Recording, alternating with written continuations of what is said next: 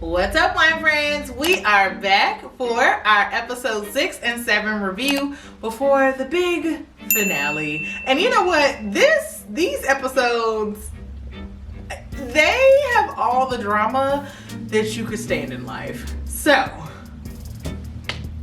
where do we even begin? If you are new to this channel, welcome. Make sure you hit subscribe. If you love all things fashion, beauty, lifestyle, and most importantly, wine, then you're gonna love this channel. We're currently going through the Bridgerton series, and if you haven't watched it yet, then you're in luck. You can buy all the wines that I'm suggesting for each of the episode pairings and be able to enjoy it just like the wine friends would. Stay tuned for our episode review for 6 and 7.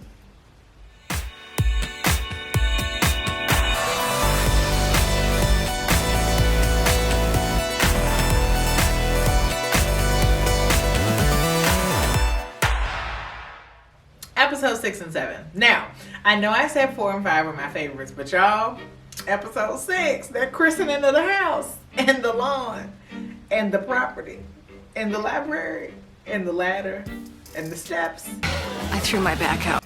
Listen, honey hit the jackpot. Congrats, Daphne, on the match of the year, honey, because the Duke was laying it down. But that is not just my favorite parts of episode 6 and 7. I think it's beautiful watching these two finally embrace their own love story. And outside of that, you know, we see a lot of her adjusting to marriage, which I feel like is one of those topics that goes untalked about, that shouldn't be. I can tell you, just from my personal experience, there were a lot of things that I felt like I had to get adjusted to in marriage. And I feel like where everybody's marriage is different, but you definitely, shout out to all the moms out there. There are definitely some conversations that should be had. My mom did a pretty good job getting me ready. Daphne's mom, however, did not. So in episode 6, you know, she's living her blissful married life. And it's just interesting because in episode 6, we actually see her, you know, really enjoying her marriage life, her honeymoon phase. And, you know, guys, it's interesting to see her doing it from such an innocent place. You know, society today is just not, we're exposed to so much. And man, I really was feeling for Daphne because the Duke was essentially, and this probably is an episode you want to watch with your kid right beside you, the Duke was pulling out every single time, just pulling out. And Daphne had no idea what was going on. Now, we'll say I was kind of feeling the way about Simon, just a teeny bit. Let's also, we can't talk about episodes 6 and 7 without talking about how beautiful his home is. You know, I'm going to tell you guys something. I actually had no clue, and I won't say no complete clue, but you know the order of ranking between a Viscount, which is what Daphne's father was, and that her brother inherited that role, and then a Duke. So a Duke is above a Viscount. So Daphne did marry up. And looking at how beautiful his home was, but I mean, the Bridgerton house was huge. I really wanted to step back in time and just like, please take me on a tour. Like, I just want to see the house. The maids listening in on this lovely couple enjoying themselves and enjoying married life was kind of beautiful. But it all kind of explodes in episode 7. And I'm gonna tell you guys something. Episode 7 stressed me out. I was very like, just the pull and the tug between her and Simon that starts because she goes and asks her maid, how are kids made? Give me the tea, sis, because nobody bothered to tell me. Her having to hear from somebody other than her mother was really, really hard to watch, because I know that she felt like, and she later says something to her mother in episode 7, like, had you prepared me for this, I might have made, and I think she really wanted to say I might have made a different decision, or I would have known to ask more questions. Because in her case, which she finds out in episode 7, it's not that he can't have children, he's just choosing not to over basically some revenge promise he made on his dad's deathbed. Come on, Simon. Come on, Patty. Like, you found the love of your life. Make some babies. Who cares about your trifling daddy? But I understand how traumatic of an experience his childhood was, and I'm not discounting that. I just wish that they would communicate more. But in true Shonda TV fashion, listen, Shonda, I love you, but you did this to us in Grey's and in Scandal. The lovebirds, they don't talk enough until after the damage is already done. So that was a little frustrating and nerve-wracking. But before we continue about episode 7, let's talk about the wine I picked for these 2 episodes. For these 2 episodes, I very appropriately picked the Wifey Wines Sweet Cuvée. It's a sparkling white wine that is actually really delicious, and I mean, it's entitled Wifey. It was the perfect pick for episode 6 and 7 because we get to see the beginnings of a marriage, and in true fashion, marriage isn't perfect. And so I like this because to me, episode 6 and 7 really embodies like just kind of that wifey life, that newlywed life, when you're figuring each other out, you're trying to figure out, you know, where you guys are. You're getting to know your partner in a whole different way. If you didn't live with your partner ahead of time, you're really in for some surprises, like all kinds of cool stuff. So I thought this wine was very appropriately titled and very appropriate in taste. It's sweet, it's juicy, it's perfect for all of my wine lovers out there who love a sweet wine. This wine is sweet on the palate. It is very delicious. It's a dessert wine. It's one that I would pop open either with a spicy food, a spicy shrimp specifically to add some balance, or I would use this as my after dinner wine. I think it's delicious. Shout out to Wifey. This is an Italian sparkling white wine, and I think that it really is very fitting for these episodes. So in episode 6, before we move on to 7, Marina and Penelope go head to head. And this was a really, when I tell y'all episode 6 and 7 were just stressful, like they were stressful episodes. I think that's why 4 and 5 were my favorites, because seeing Marina and Penelope go at it was really hard to watch, because Penelope had been there for Marina throughout the time she landed in the Featherington household to the time she found out she was pregnant.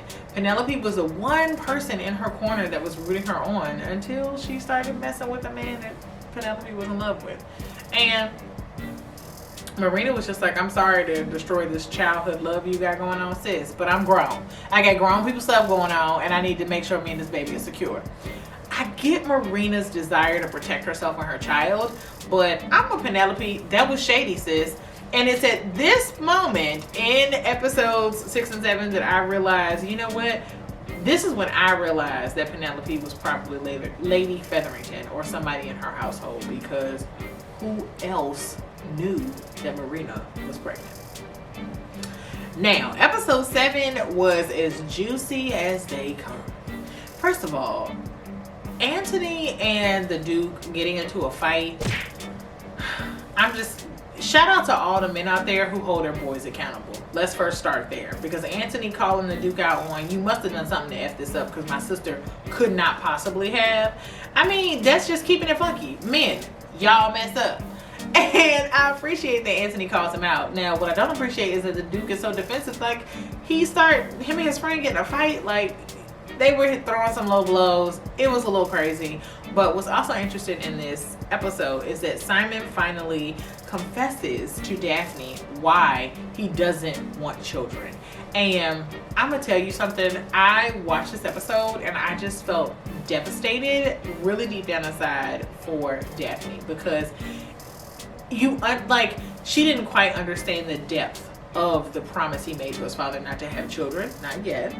But it's hard to hear from someone that you love, and somebody, especially your new husband, like, y'all fresh in this marriage. I don't even think it had been, it's still coming out season in London, so it was still summertime, so y'all not even a couple months into this, and basically he's telling you, I'm not having kids and I really don't care what you want. I'm not doing it to spite my father. What? That man is dead. Are you kidding me? And that's basically what she says to him. And I think that was challenging. That was challenging for me as a wife. I definitely felt for Daphne. I think, she ran away crying. I probably would have been a lot more aggressive with my approach, but I think that I give her credit for just being such a sweet woman. She's such a doll. I think it's hard for her not to be your favorite character in the movie, because I like that she stands her ground, and she's just basically like, she calls him on his bullcrap. Like, okay, you made a promise, so what? You made a promise to me. And he's just kind of like, and you can tell the turmoil in his face, he's like really struggling with this. But another thing I want to call out in episode 7 is Daphne using her privilege for good. For anybody who has never or doesn't understand the importance of privilege, this scene in episode 7, when she comes to Marina's rescue and offers to help Marina reach out to the father of her child and the former love of her life, I thought that was really sweet of Daphne. And Daphne has some pull now as the Duchess. She can call on people and people make moves, right? And so I thought that was really nice of her. It was very kind, especially since because of what Marina did, it kind of added a little smear to the Bridgerton name, period. Not as much as the Featheringtons, but you know, nobody wants to be involved in scandal. And that's something else that I find interesting about just this time period in general. Scandal is like a big thing. Like, you do not want your name associated with mess. And it's funny because that's still very much how today is. Nobody wants to be involved in the scandal, but you have things like Shade Room and everything like that that keep us abreast on everything that's going on. It's the modern day Lady Featherington.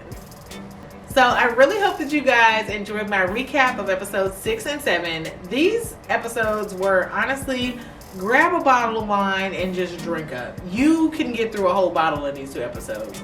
Rewatching them just made me like, I know what to expect, but since I'm watching this again for the second time, I'm kind of like, oh, like, what in the world? But it was so much drama. It was really enjoyable to watch, but Lord have mercy, I needed a glass for most of it. I know y'all are going to want to know about my sweatshirt. This is off Etsy, but once again, I did all of the detailing myself. I added the lace to the sleeve and collar because just like in Bridgerton fashion, lace was a thing. Lacy collars were so popular during this time period in the 1800s. It's all about the details. So that's what made me want to get creative with my sweatshirt that I wore in last episode, reviewing 4 and 5 with the pearls, and in this episode with the lace.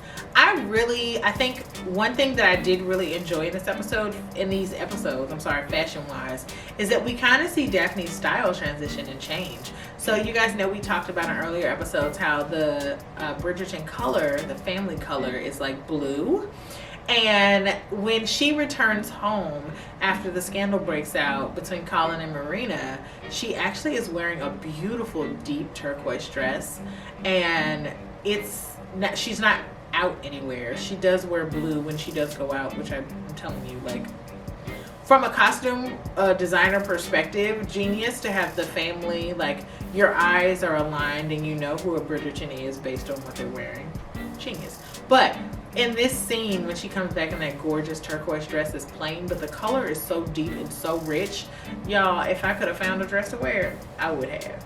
But I just wanted to give you guys a little bit of the 1800s fashion with my Duchess of Hastings sweatshirt, because that's exactly who she becomes in this season, and I think that she's owning her role as Duchess and doing a pretty good job for somebody who had no idea what they were walking into.